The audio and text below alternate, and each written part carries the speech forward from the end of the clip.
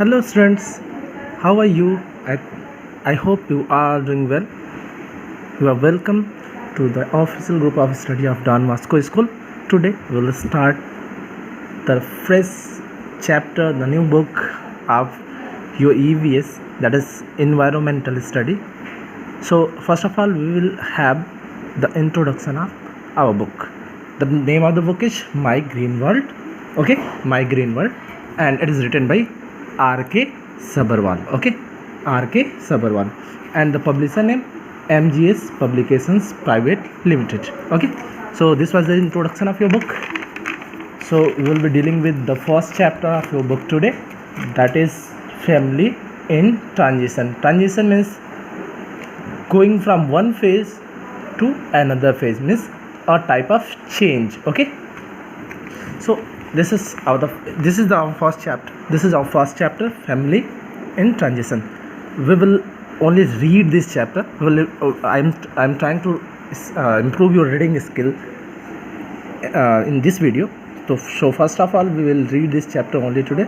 In the next video I will explain the whole chapter. Okay, so read with me. Try to read with me if you are feeling well. Okay, so let us start now. Traditionally, families live in one place for many generations, but now the trend has changed. People move away and shift to other places from their home for many reasons. These can be classified as economic, social, political, or environmental reasons. So the first reason is economic reasons. People move to find work or follow a particular career. This is career. Okay, social reasons. This is the second reason. People move somewhere for a better quality of life or to be closer to family or friends. Third reason is political reasons. People move to escape political persecution or war. And fourth reason is environment reason, that is people are forced to move because of the natural calamities like floods, earthquakes, drought, or famine. In short, we can say that some people move to new places by push factors, others migrate because of pull factors. Push factors are the reasons why the people leave an area. They include lack of services, lack of safety, high crime, crop failure, demolition of unauthorized colonies, construction of industries, dams, etc., drought, floods, earthquakes, tsunamis, poverty, war. Pull factors are the reasons why people move to a particular area. They include, this will be include only, not includes. Okay, there is a mistake. Okay, higher employment, more wealth, better services, good climate, safer, less crime, political stability, more fertile land, lower risk from the natural hazards. Shifting from place to place. Migration is the movement of a person or a group of people to settle in another place. The people who migrate are called migrants. There are two important terms that relate to the migration.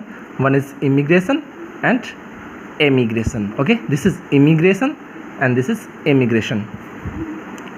Immigration is when people move from other places into a place to settle. Such migrants are called immigrants. So immigration, the people who do immigration are called immigrants. I will explain it later. Immigration, this is immigration, is when people move out to new places. Such migrants are called emigrants. Okay, this is emigrants. Forms of migration. First is intercontinental. This is intercontinental migration. When people migrate from one country to another. Next is internal migration. When people migrate from one place to another within the same region, continent, or country. This is known as regional migration. Next is rural urban migration. Rural urban migration. This involves the movement of people from rural area or countrysides to the urban areas of the same country in search of new opportunities and lifestyles. Forced or involuntary migration. This is when the government or authorities of place force people to migrate for a reason. Next is seasonal migration. Sometimes people move during the specific seasons such as crop harvesting and suitable climate to work and then go back when the season is over.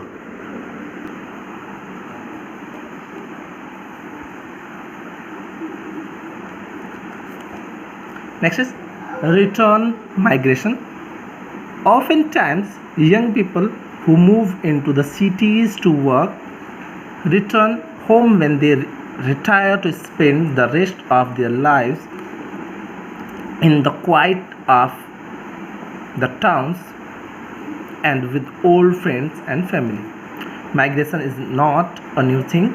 It is known historically that people have always had migratory lifestyles. There is enough evidence that people have moved from far away places to inhabit new areas. For example, in 1947, the end of the British rule in India was accompanied by partition of the Indian subcontinent into two independent nations, India and Pakistan.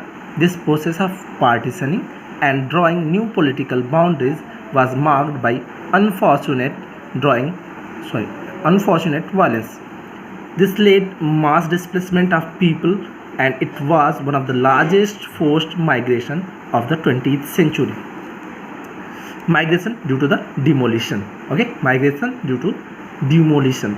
A large number of people are displaced when a dam or a river valley project is constructed. People are usually offered an alternate place to live but far away from their own, so they have to move to new locations where they are strangers.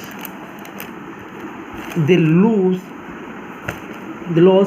their home as well as the source of earning. Many male members of the family forced to go to cities to earn money. This way the structure of family is badly affected. This large-scale displacement leaves most of the families shattered.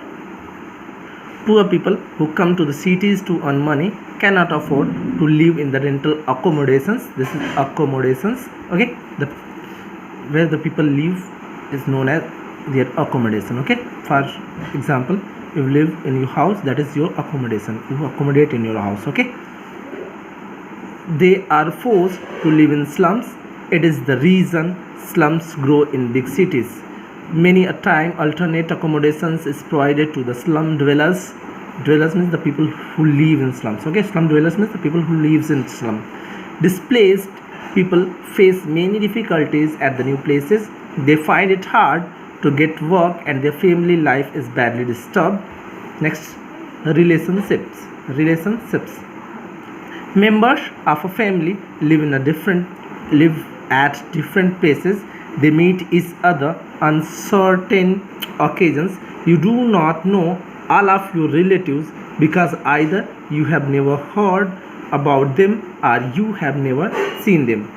Usually you can trace your family to your grandparents. Changing value systems.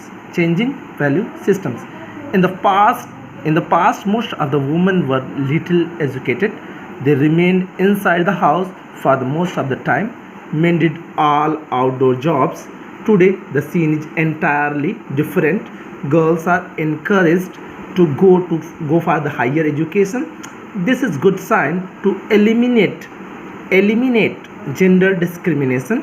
They now go out for work. Hence, the family structure has changed a lot. With the change in the lifestyle, the value changes with time. Households get formed and reformed.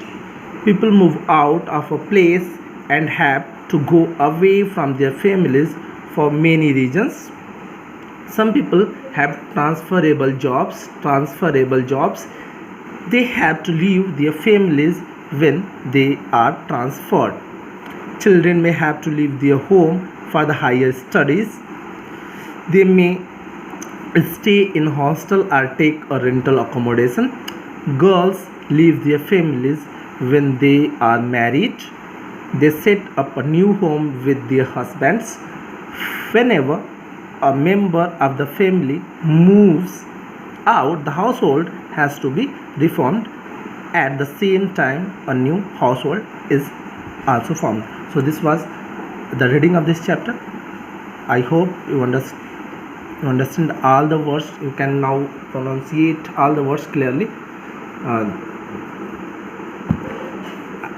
I will send the snap of this chapter to you and do reading.